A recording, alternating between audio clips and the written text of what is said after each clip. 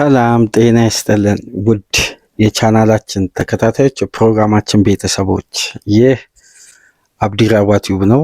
ፕሮግራማችን ላይክ በማድረግ እንድትጀምሩ፣ ላይክ ስታደርጉ የዚህም ፕሮግራም ተደራሽነት ከፍ ያደርጋል። ላይክ እያደረጋችሁ እንድታደምጡን፣ አዲስ ከሆናችሁ ደግሞ ሰብስክራይብ በማድረግ ለዚህ ቻናል ቤተሰብ እንድትሆኑ፣ እንዲሁም ይህንን ፕሮግራም ከሀገር ውጭ የምታደምጡ የቻናላችን ተከታታዮች እንደ ሁል ጊዜው በሱፐር ስቲከር፣ ሱፐር ቻት፣ ሱፐር ታንክስ ድጋፍ እንድታደርጉ በአክብሮት እየጋበዝን በትናንት ምሽት የሻምፒየንስ ሊግ ጨዋታ ከተደረጉ ተጠባቂ ጨዋታዎች መካከል የሚካኤል አርቴታ አርሴናል እንግዲህ ወደ ቤልጅየም ተጉዞ ክለብ ብሩዥን ከሜዳ ውጪ 3-0 በሆነ ጣፋጭ ውጤት በማሸነፍ በውድድሩ በአዲሱ ካላንደር በዚህ የውድድር ዓመት በ2025/26 የሻምፒየንስ ሊግ እግር ኳስ የሊግ ፌዝ ጨዋታ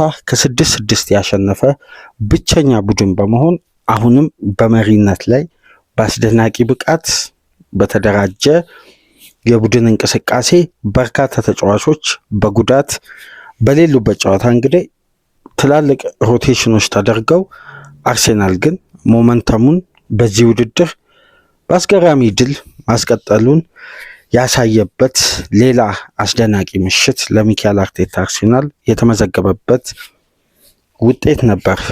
ከረፍት በፊት ኖኒ ማዱዌኬ በአስገራሚ ሁኔታ ከኤሪያ ውጪ ከረጅም ርቀት እንግዲህ በግሩም ቴክኒክ ማራኪ ግብ በምሽት ጨዋታዎች ከተመለከትናቸው ግቦች ውስጥ በብቸኝነት ምናልባት የሚነሳ አስደናቂ ግብ በማስቆጠር አርሴናልን ቀዳሚ ማድረግ ቻለ።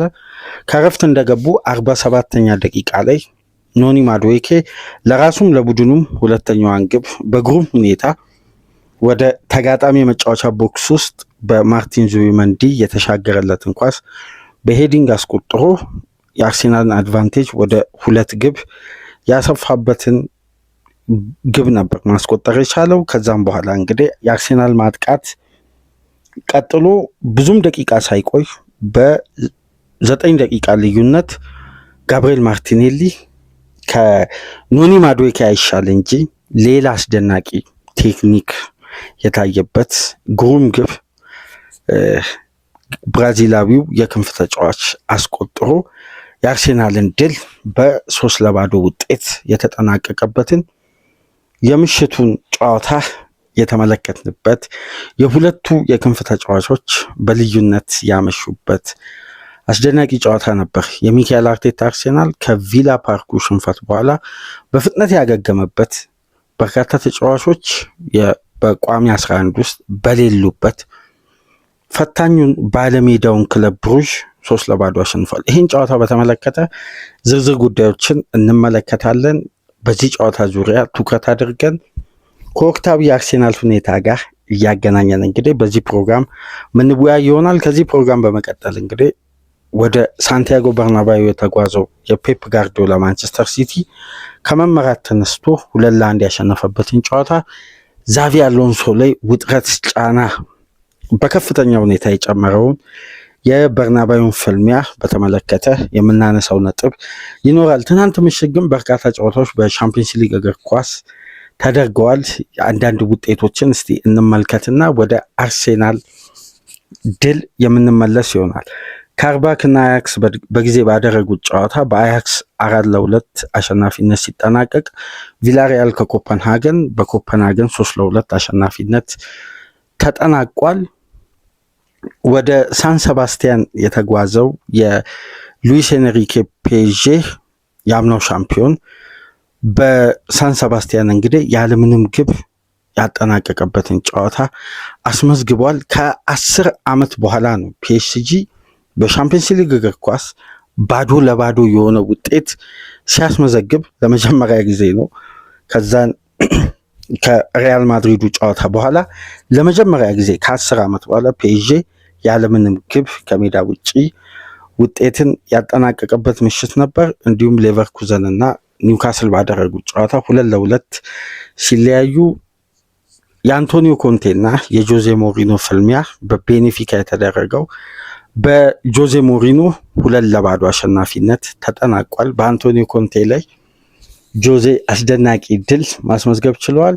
ቦዶና ዶርትመንድ 2-2 ሲያጠናቅቁ በሜዳው በቱሪን ፓውስን ያስተናገደው ጁቬ 2-0 ከረፍት በኋላ በተቆጠሩ ግቦች የሉቺያኖ ስፓሌቲ ዩቬንቱስ ድል ማድረግ ሲችል ሪያል ማድሪድ እና ሲቲ ያደረጉት ጨዋታ በምሽቱ ተጠባቂው አጓጊው የነበረው ጨዋታ በሲቲ 2-1 አሸናፊነት ተጠናቋል። ከዚህ ፕሮግራም በመቀጠል በበርናባዊ ፍልሚያ ዙሪያ ይዘንላችሁ ምንመጣ ነው የሚሆነው።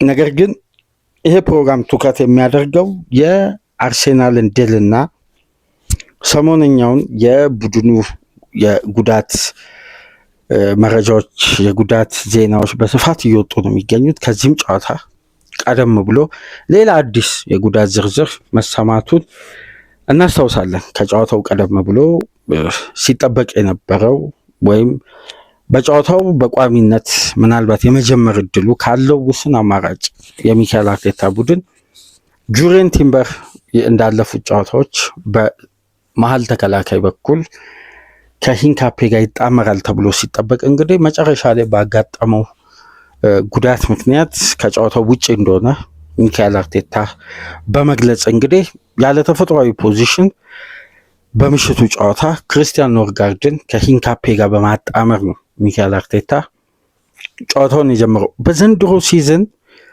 በአርሴናል ቤት ከተመለከትናቸው ጉዳዮች መካከል የትናንት ምሽቱ 7ኛ የተለያየ የተከላካይ ጥምረት ነው። በሁሉም ውድድሮች 7ኛ።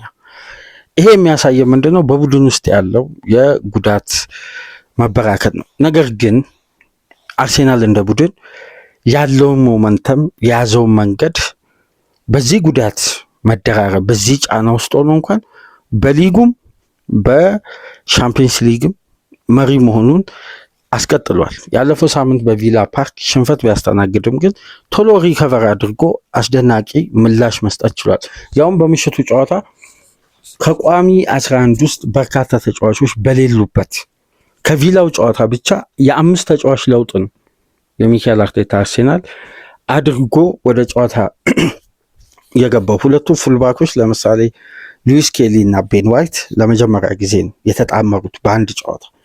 በተከላካይ ስፍራ ለመጀመሪያ ጊዜ ክርስቲያን ኖርጋርድ ሴንተር ባክ ሆኖ የተጫወተበት ከኢንካፔ ጋር፣ እንዲሁም በአማካይ ስፍራ ሚካኤል ሜሪኖ፣ ማርቲን ዙቢመንዲ እና ማርቲን ኦዲጋርድ ሶስቱ የሪያል ሶሲዳድ በአንድ ወቅት አብሮ በጋራ አማካይ ስፍራ የተጫወቱ ሶስቱን የቴክኒካል ተጫዋቾችን ነበር ሚካኤል አርቴታ ለመጀመሪያ ጊዜ እነዚህን የሳን ሰባስቲያን የቀድሞ ተጫዋቾችን ማጣመር የቻለው። በፊት መስመር በኩል ከጉዳት የተመለሰው ቪክቶር ዮከሬስ ለመጀመሪያ ጊዜ ቋሚ ሆኖ በተሰለፈበት ጨዋታ በጋብሪኤል ማርቲኔሊ እና ኖኒ ማዱዌኬ በሁለቱ ዳርና ዳር በማድረግ ነበር አዲስ ሌላ የፊት መስመር ቅንጅት። የክለቡ ቋሚ የሆኑ ተጫዋቾችን ከተመለከትን ሊያንድሮ ትሮሳርድ አለ፣ ኤቤሪቼ ኤዜ፣ ዴክላን ራይስ እንዲሁም ቡካዮ ሳካ። እነዚህ ተጫዋቾች በሌሉበት ከአማካይ ስፍራ ብቻ 2 የቋሚ ተጫዋቾች በሌሉበት በፊት መስመር በኩልም በተመሳሳይና የሚካኤል አርቴታ አርሴናልን ከኢንተርናሽናል ብሬክ በነበርንበት ወቅት የብሔራዊ ቡድን ጨዋታዎችን በምንመለከትበት ሰዓት አንድ ጉዳይ አንስተን ሰፋ ላለ ደቂቃ ስንወያይ ነበር። አርሴናል የተገነባበት የቡድን ግንባታ ስትራቴጂው በቲም ዳይናሚክስ ነው። ቲም ዳይናሚክስ ደግሞ በተጫዋቾች ጉለት የሚጠቃ ወይም ባላንሱን አጥቶ በጣም የሚዝረከረክ ክፍተቱ የሚጋለጥ ያለውን ጥንካሬ ማስቀጠል የማይችልበት ፎርም ሳይሆን ቲም ዳይናሚክስ የቡድን ተጫዋች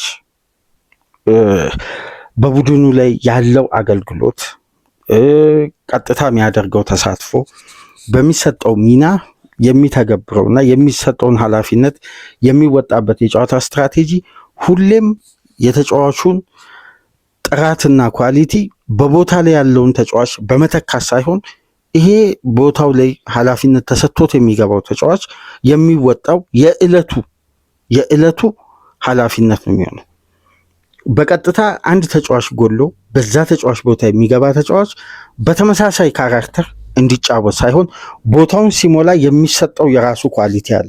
በዛ ኳሊቲ ስታንዳርድ የራሱን ኳሊቲ ተጠቅሞ ቦታው ላይ ያለውን አቅም በዚህ ቡድን ውስጥ የተገዛበት የቡድኑ አካል የሆነበትን ሚሽን መፈጸም ነው። አሁን አርሴናል ላለፉት ተከታታይ ጨዋታ የሁለቱ የረጅም ጊዜ የክለቡ ሴንተር ባኮች በሌሉበት ጨዋታ አርሴናል ለምሳሌ ሙኒክን ያሸነፈበት መንገድ፣ አሁን ደግሞ ከሜዳ ውጪ ክለብ ብሩዥን በርካታ ተጫዋቾች በጉዳት ምክንያት የቡድን ባላንስ እየተናጋ ግን አርሴናል ከሻምፒየንስ ሊግ ተከታታይ ድል ጋር የተያያዘውን ጉዞ አጠናክሮ ቀጥሎ አሁን ብቸኛ ቡድን ሆኖ ነው የተቀመጠው ከ6 በማሸነፍ በ18 ነጥብ። ቀጣይ ሁለት ጨዋታዎች ኢንተር ሚላን እና ከ4 ናቸው። ለሚካኤል አርቴታ የበለጠ የምሽቱ ድል አድቫንቴጅን ማስጠበቅ በዚህ ውድድር ላይ የሚያስፈልገውን ትኩረት በመጀመሪያ 6 ጨዋታ በአግባቡ በመወጣት 6ቱንም በድል በመወጣት ነው እንግዲህ በልዩነት ማምሸት የቻሉት እና ለአርሴናል በርካታ ሪከርዶች የተመዘገቡበት የጨዋታ ክፍለ ጊዜ ነበር ሙሉ የተመለከት ነው። በተለይ 83ኛ ደቂቃ ላይ በቤን ዋይት ተቀይራ የገባችው የአካዳሚ ወጣት ተጫዋች ሳልሞን ሌላኛው የአርሴናል አዲስ ሪከርድ በወጣት ተጫዋቾች ዙሪያ በዚህ በዩኤፋ ሻምፒየንስ ሊግ የአርሴናልን የተለየ ሪከርድ ያስቀጠለ ነበር። ከእንግሊዝ ክለብ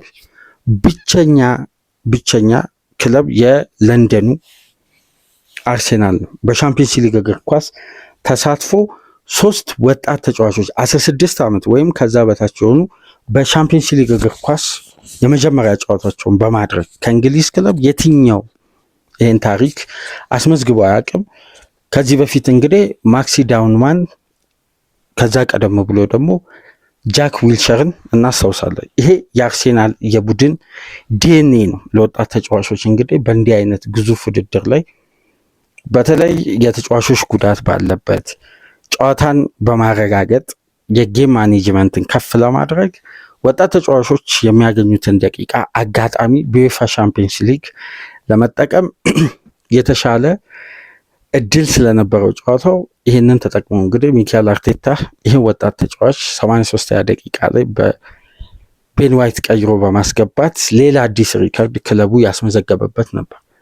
ነገር ግን አርሴናል እንደ ቡድን ያለፉትን የሻምፒየንስ ሊግ እግር ኳስ እንዴት ነበር ሲወጣ የነበረ? አሁን አዳዲስ ሪከርዶችን በዚህ ውድድር የሚካኤል አርቴታ አርሴናል ከዚህ በፊትም ስናነሳ የነበረው ተከታታይ ጨዋታ ክሊንሺት መጠበቅ፣ ድሎችን ማስቀጠል፣ ለተጋጣሚ ክፍት ያልሆነ ሶሊድ የሆነ ቡድንን ይዞ በመቅረብ ነው እስካሁን ድረስ ሻምፒየንስ ሊግ እግር ኳስ ላይ በወጥነት በድል የቀጠለው። የመጨረሻ አሁን 10 የግሩፕ ስቴጅ ጨዋታዎችን 10ሩንም በማሸነፍ በዚህን ሰዓት ብቸኛ ክለብ አርሴናል ነው። ከአምናው የስፖርቲንግ ሊዝበን ድል አንስቶ ሞናኮን 3-0፣ ዲናሞ ዛግሬብን፣ ዢሮናን፣ ዘንድሮ ደግሞ አትሌቲክ ቢልባኦ ሜዳ በመሄድ ኦሎምፒያኮስን በኤምሬትስ እንዲሁም አትሌቲኮ ማድሪድን 4-0፣ ስላቪያ ፕራግን 3-0 በማሸነፍ ከሜዳ ውጭ ሙኒክን 3-1፣ አሁን ደግሞ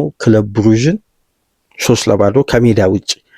አርሴናል በእነዚህ የዘንድሮ 6 ጨዋታ ከተመለከትን 1 ግብ ብቻ ነው ያስተናገደው። 108 ክለቦች አሉ በዩኤፋ በዘንድሮ የዩሮፒያን ውድድር በኮንፈረንስ ሊግ፣ በኤሮፓ ሊግ፣ በሻምፒየንስ ሊግ 108 ክለብ ተሳታፊ ነው። ከ108 ክለብ ውስጥ ብቸኛ ክለብ አርሴናል ነው።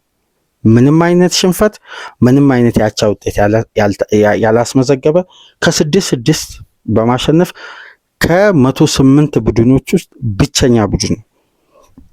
በጠንካራ የአሸናፊነት ጉዞ ላይ በዚህ ውድድር የሚገኘውና ይሄ ለሚካኤል አርቴታ አርሴናል ቀላል የሚባል ሪከርድ አይደለም። ይህን ሪከርድ በተለይ በሻምፒየንስ ሊግ የመጀመሪያ 6 ተከታታይ ጨዋታ በማሸነፍ በእንግሊዝ እግር ኳስ ታሪክ 5 ክለቦች ብቻ ናቸው ይህን ሪከርድ ይዘው የቆዩት።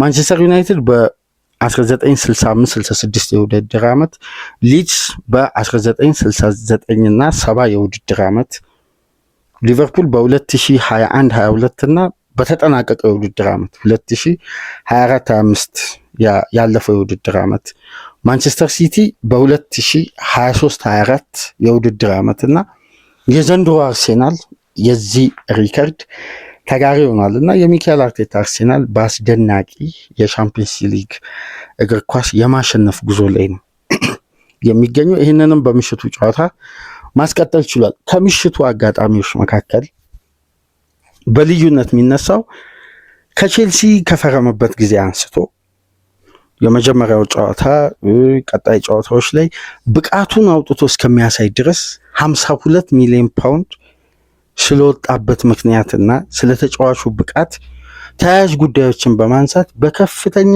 ትችት አንድ ጨዋታ ሜዳ ላይ ባላደረገበት ለክለቡ። ምክንያቱም ኖኒ ማዱዌኬ ለአርሴናል ሲፈርም በቀጥታ ከክለብ ወርልድ ካፕ ቼልሲ ከሚሳተፍበት ውድድር በመምጣት ነው አርሴናል ለተጫዋቹ የረጅም ጊዜ ኮንትራት ሰጥቶ ለአርሴናል የፈረመው። ይሄ ተጫዋች በደጋፊው ዘንድ እንዲሁም በአንዳንድ የሚዲያ ባለሙያዎች ስለተከፈለው ክፍያና የክለቡ ፕላን ቢ የዴብዝ ማሻሻያ ስለነበር እንዴት 52 ሚሊዮን ፓውንድ ለዚህ አይነት ተጫዋች ይከፈላል በሚል በስካይ ስፖርት ጭምር ፖል ተዘጋጅቶ ነበር። በርካታ የአርሴናል ደጋፊዎች ስለ ተጫዋቹ ቀጥተኛ ተሳትፎ፣ ብቃት፣ የሜዳ ውስጥ እንቅስቃሴ ትላልቅ ጥያቄዎች ነበራቸው። ተጫዋቹ በአርሴናል ቤት የነጥብ ጨዋታዎችን እስከሚያደርግ ይሄ አቅሙን አውጥቶ እስከሚያሳይ ድረስ በትላልቅ ጥያቄ ነው የአርሴናል ቤት ህይወቱ የጀመረው። ነገር ግን አሁን ያለውን የማዱዌኬን ብቃት አንድም የአርሴናል ደጋፊ በተቃራኒው አይቆም። እንደውም አስተማማኝነቱ ተጫዋቹ ከመጎዳቱ በፊትም ምርጥ ነበር። በሳካ ቦታ ላይ ቢያንስ አርሴናል ለያዘው ተከታታይ ድል በቦታው ላይ ትልቅ አስተዋጽኦ ነበረው። ለምሳሌ የዚህ ተጫዋች ቁጥር በአሲስትና በግብ ቢለካ ኖሮ ስለ ሜዳ ውስጥ እንቅስቃሴና ስለሚያሳየው አስደናቂ ተነሳሽነት፣ በጨዋታው እንቅስቃሴ ላይ የሚፈጥራቸው ልዩነቶች፣ የተጋጣሚን ተከላካይ ካለፈ በኋላ ፋይናል ሰርድ ትላልቅ አደጋዎችን ይፈጥራል። ነገር ግን በቁጥር ብቻ ከለየን ስለ ተጫዋቹ ብቃት ጥያቄ ሊነሳ ይችላል። ነገር ግን ከቁጥር በበለጠ ለአርሴናል ደጋፊዎች ከፍተኛ ተስፋ ሰጪ እንዲሁም አስተማማኝነት የሰጠው በሜዳ ውስጥ በተሰጠው ኃላፊነትና በሚያሳየው እንቅስቃሴ ነው። በዚህ መሰረት እንግዲህ ተጫዋቹ የአርሴናል ቤት ግቡን ከፕሪሚየር ሊግ በላይ በሻምፒየንስ ሊግ 3 ግቦችን በማስቆጠር የመጀመሪያ የአርሴናል ተጫዋች ሆኗል። በዩኤፋ ሻምፒየንስ ሊግ ታሪክ የመጀመሪያ 3 ግቡን ለክለቡ በሻምፒየንስ ሊግ እግር ኳስ በማስቆጠር የትኛውም ተጫዋች ይህን ታሪክ በአርሴናል ቤት አልሰራም። ለክለቡ ያደረጋቸውን በርካታ ጨዋታዎች ግብ ላይ በቀጥታ በመሳተፍም ግብን በማስቆጠር ተጫዋቹ አብዛኛው ቁጥሮች ያሉት በሻምፒየንስ ሊግ እግር ኳስ ነው። በምሽቱ ደግሞ 2 የተለያየ አይነት ግብ ከአንድ የክንፍ ተጫዋች አንድ ክለብ ማግኘት ያለበትን የሜዳ ውስጥ ልዩነት የሚፈጥር የጨዋታውን አድቫንቴጅ በቀጥታ ለመያዝ አንድ የክንፍ ተጫዋች ከሚፈጥራቸው እድል በላይ አጋጣሚን ተጠቅሞ የሚያስቆጥራቸው አይነት አስደናቂ ግቦች። ምናልባት እንዲህ አይነት ግብ በአርሴናል ቤት በክንፍ ተጫዋች ለምሳሌ ቡካዮ ሳካ እንዲህ አይነት ግብ ምናልባት ካስቆጠረ ሰንበትበት ብሎ ሊሆን ይችላል። እንዲህ ከኤሪያ ውጪ ከዚህ አይነት ርቀት ላይ በቀጥታ ለምሳሌ በአስቶን ቪላው ጨዋታ ኢሚሊያኖ ማርቲኔዝ ያወጣት የቡካዮ ሳካ አስደናቂ ሙከራ አለች። በተመሳሳይ ፖዚሽን በተመሳሳይ የግብ አንግል የተሞከረ ኳስ። ስለዚህ አንድ ኤክስፐሪመንት አለ በአርሴናል በኩል ከዛ ፖዚሽን ላይ የሚነሱ ተጫዋቾች ሴንተር ከሚያደርጉ ኳስ ይልቅ ለራሳቸውም የሚሞክሩበት አጋጣሚ። ነገር ግን የማዱዌኬ የምሽቱ ግብ ምናልባት በዚህ ሳምንት የሻምፒየንስ ሊግ እግር ኳስ ምርጡ ግብ ሲመረጥ ከዚህ የተሻለ ግብ ይመረጣል ተብሎ አይጠበቅም። አስደናቂ ግብ ነው። ማዱዌኬ ከርቀት በማስቆጠር ክለቡ አድቫንቴጅ እንዲወስድ በጨዋታው ላይ ልዩነት የፈጠረችን አጋጣሚ በግሩም ሁኔታ አስቆጥሮ አርሴናልን ቀዳሚ ማድረግ የቻለው። ከረፍት እንደገቡ የማርቲን ዙቢመንዲን ኳስ በሄዲንግ በማስቆጠር ለቡድኑም ለራሱም ሁለተኛውን የጨዋታን አድቫንቴጅ ወደ 2 ግብ የቀየረ ሌላ ልዩነት ፈጣሪ ግብ ነው ማስቆጠር የቻለውና ማዱዌኬ በአርሴናል ማሊያ እንግዲህ ብቸኛ ተጫዋች በታሪክ ሆኖ የተቀመጠበትን የመጀመሪያ 3 ግቡን በዩኤፋ ቻምፒየንስ ሊግ ያስቆጠረ ከነ ቴሪ ሄንሪ ከየትኛውም ተጫዋች በላይ አዲስ ሪከርድ በዚህ ውድድር ላይ ይሄ እንግሊዛዊ ተጫዋች ማስመዝገብ ችሏል። በምሽቱ ጨዋታ እንኳን በእንቅስቃሴ ቁጥሮችን ከተመለከትም በልዩነት የተጫዋቹ ምሽት ነበር። እንዲሁም የጨዋታው ኮከብ ተብሎ ተመርጧል። ለምሳሌ በርካታ የጋራ ኳሶችን፣ ዱዌሎችን በማሸነፍ ቀዳሚው ተጫዋች ኖኒ ማዱዌኬ ነው፣ 6 የጋራ ኳስን በማሸነፍ እንዲሁም በሙከራ በኩል 4 ሞክሮ ነው 2ቱን ወደ ግብ መቀየር የቻለው። በአንድ ለአንድ ግንኙነት በድሪብል 4 ጊዜ የተጋጣሚን ተከላካይ በማለፍም በጨዋታው ብቸኛ ተጫዋች ነበር።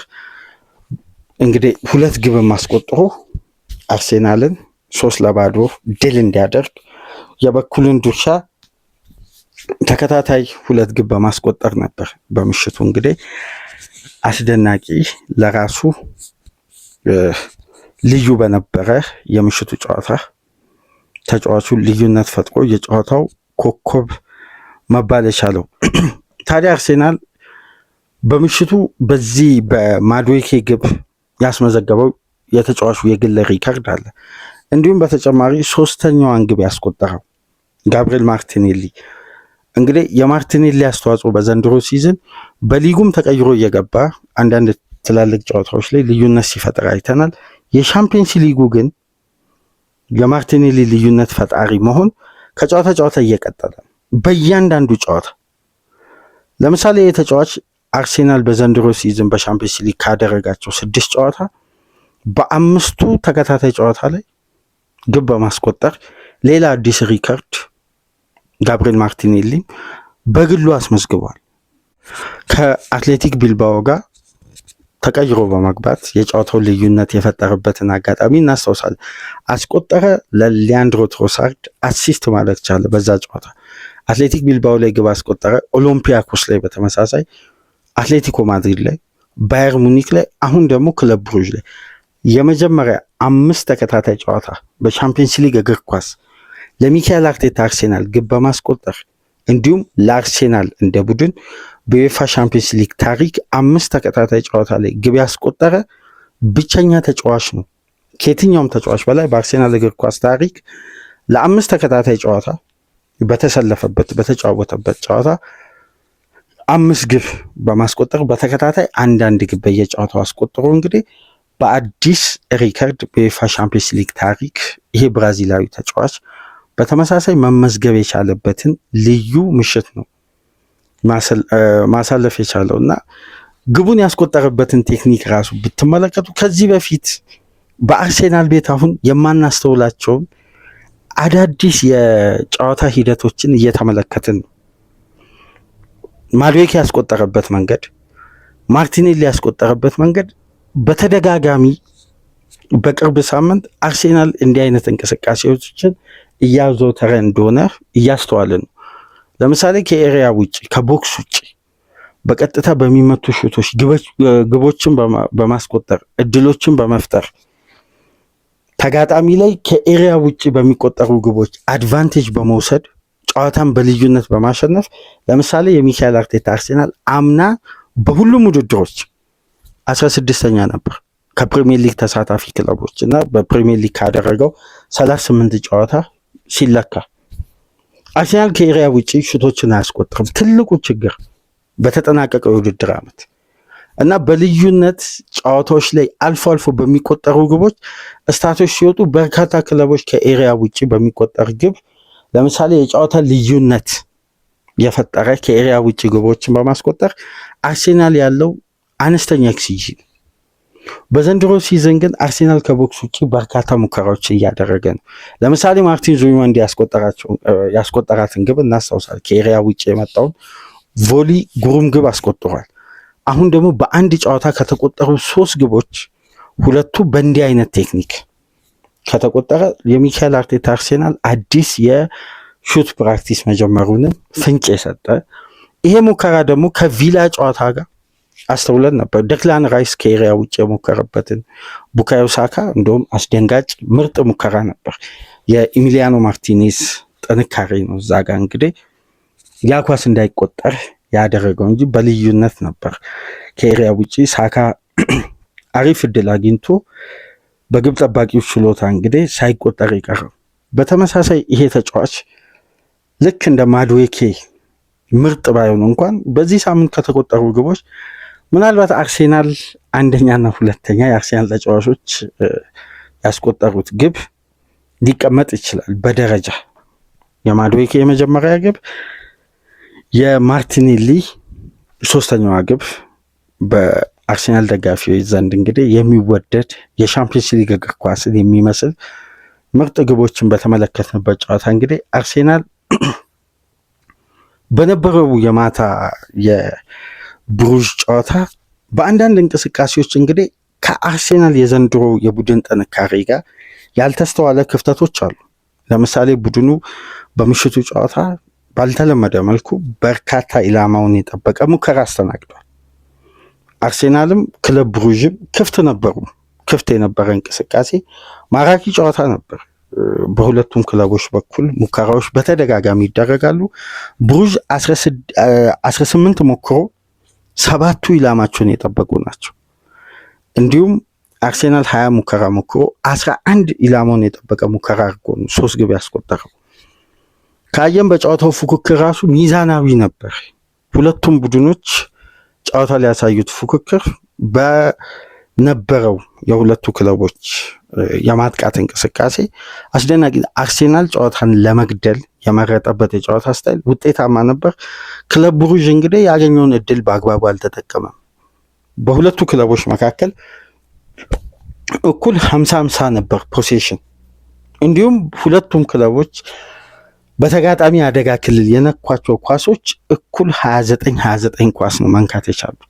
ማጥቃቱም የኳስ ቁጥጥሩም በሁለቱም ክለቦች መካከል የነበረ የፉክክሩን መጠን የሚያሳይ ነው። ነገር ግን አርሴናል በኤክስጂ ደረጃ ለ3 የቀረበ 2.97 ኤክስጂን ያስመዘገበው። በነገራችን ላይ በዘንድሮ የሻምፒየንስ ሊግ እግር ኳስ አርሴናል ትልቁን ኤክስጂ ያስመዘገበበት ምሽት፣ ትልቁን ከአትሌቲኮ ማድሪድ ጋር እንኳን 4 ግብ አስቆጥሮ በዚህ አይነት ኤክስጂ አይደለም ያጠናቀቀው። እናስታውሳለን 2.56 ነበር። አርሴናል በዘንድሮ ሲዝን ትልቁን ጥንካሬ ያውም ሳካ፣ ራይስ፣ ኤቤሪቼዜ፣ ትሮሳርድ በሌሉበት ጨዋታ ሳካ ተቀይሮ ገብቷል። ነገር ግን እነዚህ ተጫዋቾች በኳሊቲም በስታንዳርድም ካየን የበለጠ አርሴናል በኤክስጂም ከፍ ብሎ ጨዋታን ዶሚኔት ለማድረግ የነዛ ተጫዋቾች ኳሊቲ የተሻለ ነው። ነገር ግን በክለቡ በሁለተኛ ደረጃ እቅድ ተይዞ ወይም በተጫዋቾች ጉለት ዴብዙን ከፍ ከሚያደርጉ ተጫዋቾች መካከል በማድዌኬና በማርቲኔሊ በሁለቱ ዊንገር የፈጠራቸው እድሎች የነበረው የማጥቃት እንቅስቃሴ የሚያስደንቅ ነው። ካላቸው ኳሊቲ እንደውም የሻምፒየንስ ሊግ እግር ኳስ ከሚፈትኗቸው ትላልቅ ጉዳዮች ጋር አርሴናል በዚህ ሳምንት አንድም ባህሪ ያልታየበትም የሁለቱ ዊንገር የማጥቃት አቅም የተለየ ነበር በምሽቱና አርሴናል 2.97 ትልቁን ኤክስፔክትድ ግብ ክሬት ያደረገበት ምሽት ነው። ስለዚህ አርሴናል ጥንካሬ ከቡድኑ ግንባታ ጋር ተያያዥ እንደሆነ የምሽቱ ጨዋታ በድጋሚ ያየንበት ነው። ፍላጎት የነበሩ ተጫዋቾች አሁን ለምሳሌ የአርሴናል የኋላ ባክፎር በአጠቃላይ ካየነው ቋሚ አልነበሩ፣ ሙሉ 4ቱም ቋሚ አልነበሩ። 4 ሌላ ተጫዋቾች ናቸው ከቋሚ ውጪ። ቲምበር የለም፣ ካሊፊዮሪ ቤንች ነበር ተቀይሮ ነው የገባው። ሂንካፔ ሁለተኛ እቅድ ነው። ኖርጋርድ ከፖዚሽኑ ውጪ ነው የተጫወተው። እነዚህ ስትራክቸር ስንመለከት ግን አርሴናል እንደ ቡድን መገንባቱ የቲም ዳይናሚክሱ ቅንጅቱ ባላንስ መሆኑ የምንመለከተው ክለቡ 4 የዋና ቋሚ ተጫዋቾች በሌሉበት ክሊንሺት ጠብቆ ነው የወጣው። አሁን በሻምፒየንስ ሊግ እግር ኳስ አርሴናል ካሸነፋቸው 6 ጨዋታዎች ውስጥ በ5ቱ መረቡን አላስደፈርም። 1 ግብ ብቻ አንድ ግብ ብቻ በዩኤፋ ቻምፒየንስ ሊግ በነገራችን ላይ ማስተናገድ የቡድኑን ጥንካሬ እንጂ የተጋጣሚን ደካማነት አይደለም። አርሴናል ይዞ የቀጠለውን ኮንሲስታንሲ ነው የምንመለከተው። ይህንን ጨዋታ ደግሞ ለየት የሚያደርገው ተፈጥሯዊ 4 የክለቡ ቋሚ ተጫዋቾች በሌሉበት ሉዊስ ኬሊ ገና ጌም ታይሙ በደንብ ያልተብላላ፣ ቤን ዋይት ከጉዳት የመጣ ተጫዋች፣ ኖርጋርድ ያለ ፖዚሽኑ፣ ሂንካፔ በቅርብ ሳምንት ነው ከቶትናም ጋር ካልተሳሳትኩ የቋሚነትን የመጀመሪያ የፕሪሚየር ሊግ ጨዋታን ማግኘት የቻለው።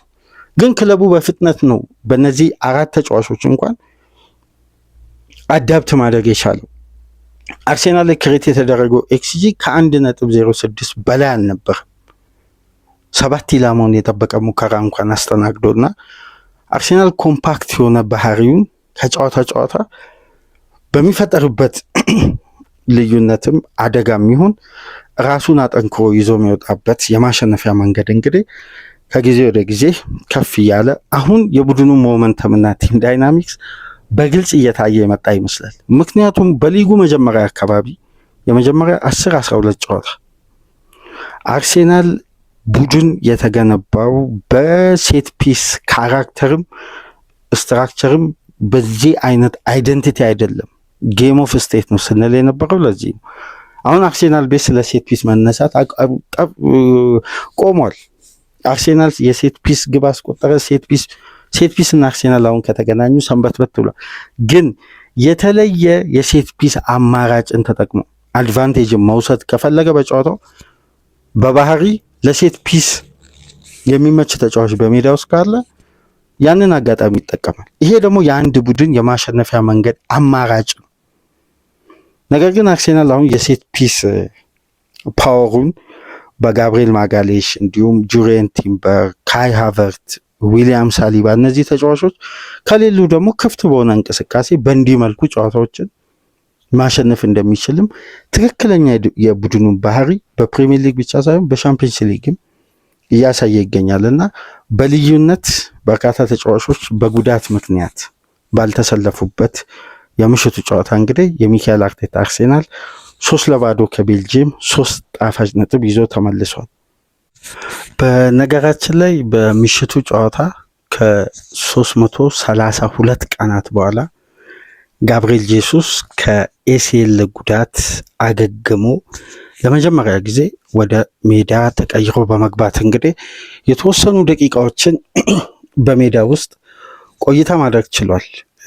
ይሄ ለሚካኤል አርቴታ ትልቅ ሌላ አማራጭ የፈጠረ ተጫዋች ነው። እንግዲህ 62ኛ ደቂቃ ላይ በቪክተር ዮከሬስ ተቀይሮ ከገባ በኋላ አንዳንድ ትላልቅ አደጋዎችን የግቡን አግዳሚ የመለሰበትም አስደናቂ ሙከራ ማድረግ ችሏል። ተጫዋቹ እንግዲህ ከረጅም ወራት በኋላ እንግዲህ 1 ዓመት ማለት እንችላለን 332 ቀን አካባቢን እንግዲህ ከሜዳ ርቆ የነበረውና ጋብሪኤል ጄሱስ መመለሱ በተለይ በዚህን ሰዓት የቪክተር ዮከሬስ ግብ የማምረት አቅም ጉዳት ባላንስ ባልሆነበት ወቅት ሃቨርት በሌለበት እንግዲህ በዚህ ወር መጨረሻ አካባቢ ከአዲሱ ዓመት ቀደም ብሎ ይመለሳል ተብሎ ካይ ሃቨርት ይጠበቃል። እንዲሁም ሊያንድሮ ትሮሳርድ ጉዳት ባስተናገደበት እንዲህ አይነት የፊት መስመር አማራጮች ላይ የተወሰኑ የጉዳትም የብቃትም ክፍተት ባለበት ወቅታዊ ሁኔታ ላይ የቡድኑን የአሸናፊነት የያዘውን መንገድ በተሻለ ሁኔታ ለማስቀጠል እንደ ጋብሪኤል ጄሱስ ሁለገብ አማራጭ የሚሰጥ በሶስቱም የፊት መስመር ፖዚሽን ላይ መጫወት የሚችል በልዩነት የሚነሳ ተጫዋች ነው እና የእሱ መመለስም ለሚካኤል አርቴታ ሌላ አዲስ ቨርሲታሊቲ የሚፈጥር ነው እና የጋብሪኤል ጄሱስም ከረጅም ጊዜ ጉዳት በኋላ መመለሱ ለሚካኤል አርቴታ አዲስ የቡድን አቅምን የሚያሻሽል ሌላ የተጫዋች አማራጭ ማግኘት ነው።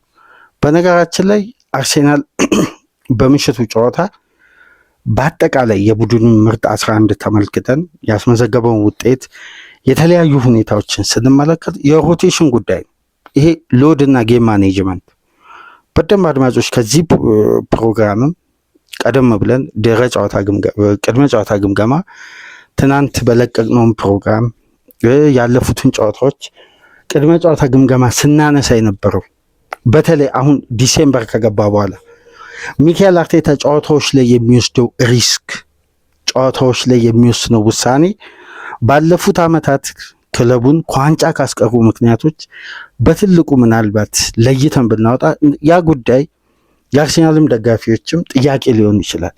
የተጫዋቹን ሎድ ማኔጅመንት በአግባቡ ጊዜና ሰዓትን የጠበቀ ውሳኔዎችን መወሰን።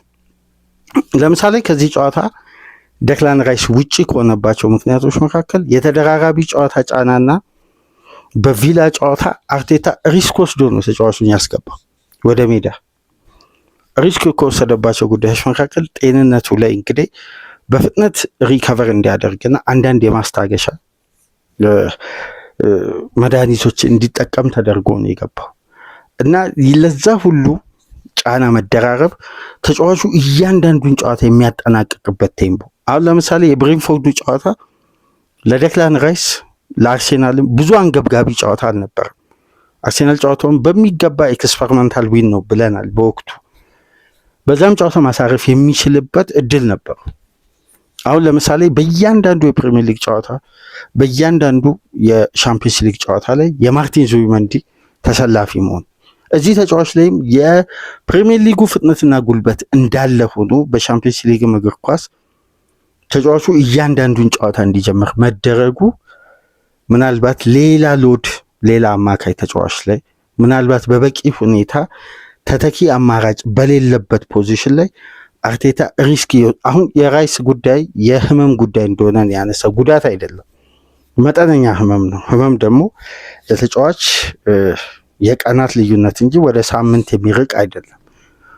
ስለዚህ አማራጮች ጠባብ በሆኑባቸው ቦታዎች ላይ ሚካኤል አርቴታ የሚወስደው ሪስክ ምናልባት በዘንድሮ የውድድር ዓመት በእንዲም በተጠናከረ መልኩ የውድድር ዓመቱን በሁሉም ውድድሮች በአሳማኝ ብቃት በልዩነት እያሸነፈ ይሄን ብቃቱን ለማስቀጠል እንደነዚህ አይነት ሎድና ጌም ማኔጅመንቶች አስፈላጊ ናቸው ብለን ዛሬም እናነሳለንና የማርቲን ዙቢመንዲ ግን የምሽቱን እንቅስቃሴ የተመለከተ የጨዋታው ፍጥነትም ዝግ ባለ ቴምቦም እንዲጀምር የጨዋታው ሞተር ነበር።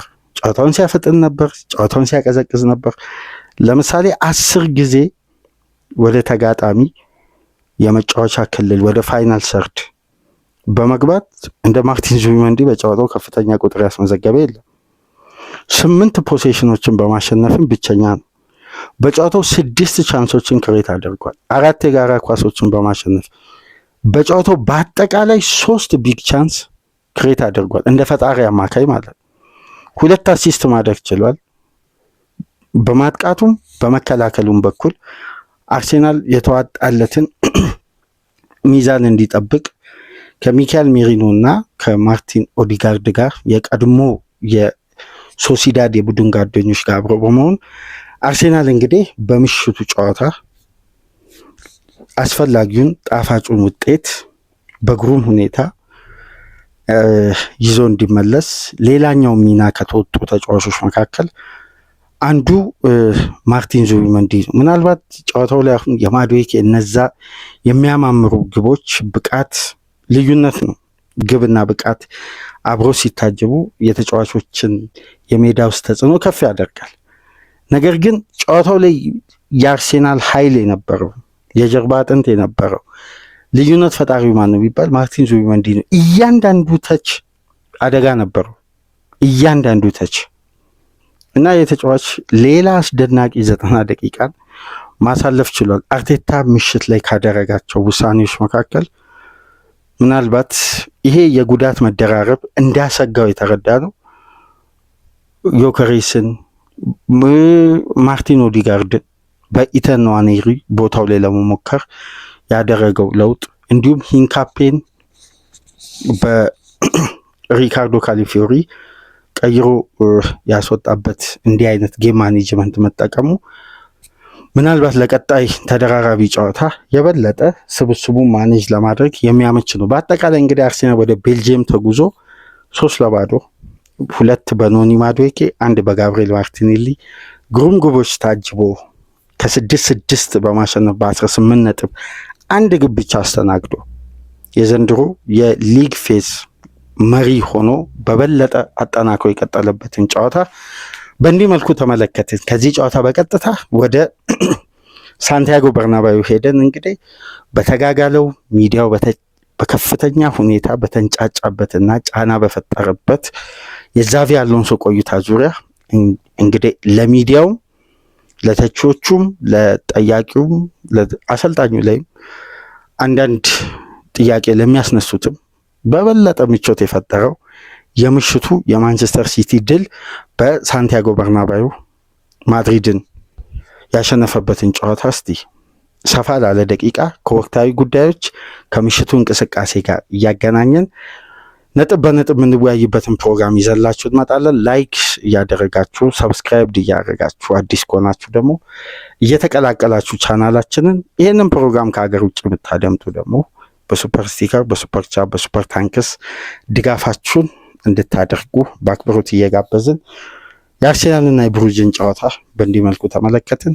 በበርናባዩ ፍልሚያ እስከምንመለስ ሰላም ቆዩ።